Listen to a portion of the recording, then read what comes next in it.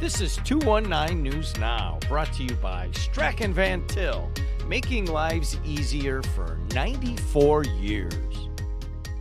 I'm Andrew Garcia, and this is your 219 News Now. A group of passionate volunteers in the Indiana Department of Natural Resources hailed the return of the king salmon to Lake Michigan at the East Chicago Marina on Monday in an effort to revive deep-sea sport fishing in Lake County. They released 3.5-foot salmon fingerlings into pens built by the Lake County Fish and Game Protection Association, which will feed them daily and take care of them over the next few weeks. Currently, only about 1% of the Chinook salmon stocked every year return to where they were released in Lake Michigan.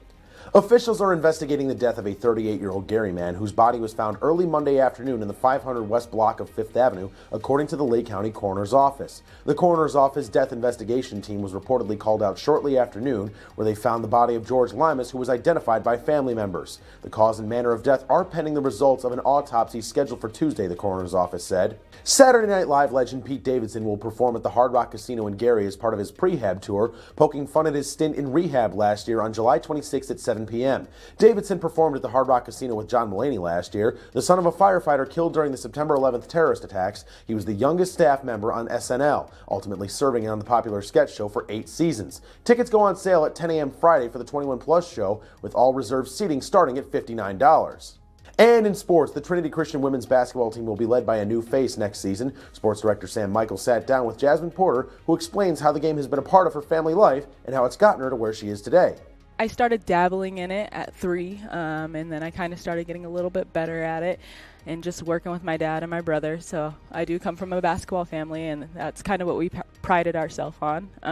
Were they players, both of them? Yes. So my dad played at Tennessee Tech, and my brother played at a couple places, University of Portland, Weber State with Damian Lillard, and then he went to Azusa Pacific and ended up there. So we come from a basketball family.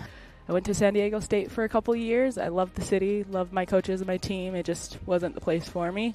So I transferred closer to home with my dad, you know, him coaching me up, kind of training me, and my brother. I kind of just relied on them a little bit, and I went to Utah State, did pretty well out there, and wanted to go play pro. My doctor said it's a no, so I picked up the whistle instead. To read up on more local news and headlines, visit JEDtv.com and NWI.com. I'm Andrew Garcia, and this has been your 219 News Now.